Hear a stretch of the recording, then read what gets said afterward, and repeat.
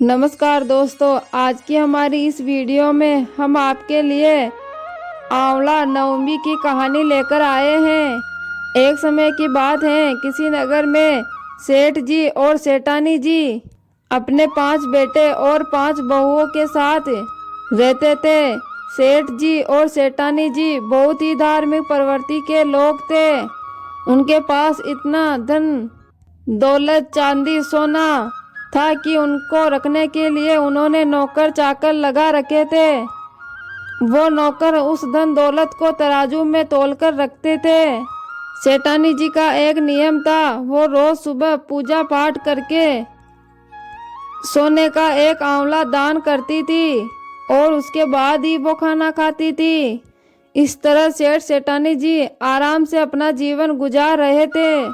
एक दिन सेठानी की बहुओं ने सोचा कि इसी तरह सासू माँ सोने का आंवला दान करती रहेगी तो हमारे लिए तो कुछ भी नहीं बचेगा। अब 5 बहुओं ने मिलकर सासू जी से कहा, माँ, सोने के आंवले की जगह एक साधारण आंवला दान किया करो और उसके बाद खाना खा लिया करो। सासू जी ने अपनी बहुओं की बात मान ली और अब वो रोजाना एक साधारण आंवला दान करने लगी।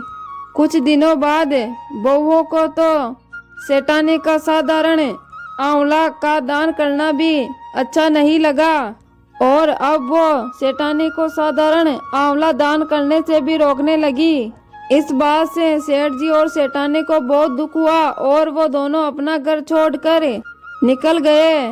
सेठ जी और सेठानी जी चलते हुए जंगल में पहुंच जाते हैं। उस दिन सेठानी जी ने कोई आंवला दान नहीं किया था, जिस कारण सेठानी ने खाना भी नहीं खाया था। जंगल में पहुंचकर सेठ सेठानी एक घने पेड़ के नीचे सो जाते हैं और सुबह उठकर सेठ सेठानी जी देखते हैं कि भगवान की कृपा से वहां सोने के आंवले का पेड़ आ जाता है। सेठानी जी ने पेड़ से आंवला तोड़ा और दान करके खाना खा लिया। अब सेठ सेठानी वहीं अपना घर बनाकर रहने लगे। धीरे धीरे सेठ जी का व्यापार बढ़ने लगा और वापस उनके पास खूब धन दौलत हो गया और फिर सेठानी जी रोज की तरह सोने का आंवला दान करने लगती हैं। और इधर सेठ और सेठानी के घर से जाते ही उनके बेटे और बहुओं में आपस में झगड़ा होने लग जाता है और उनके व्यापार में भी घाटा होने लग गया और उनके घर से सारा धन दौलत खत्म हो गया और उन्हें मजदूरी करने के लिए घर से निकलना पड़ा।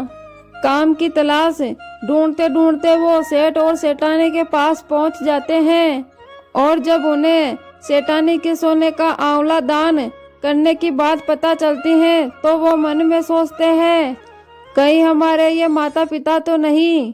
लेकिन फिर वो बेटे सोचते हैं, उनके पास तो कुछ ही नहीं था, वो ये कैसे हो सकते हैं। एक दिन बेटे सेठ जी को देख लेते हैं और वो उनके घर आते हैं और माफी मांगते हुए कहते हैं, पिताजी, हम पैसों के लालच में अंधे हो गए थे। हमने आपको घर से जाने दिया और उस घर में सब कुछ आपकी किस्मत का ही था। सेठ जी और सेठानी जी अपने सभी बेटे बहुओं को माफ कर देते हैं और फिर से सेठ और सेठानी अपने बेटे बहुओं के साथ रहने लग जाते हैं।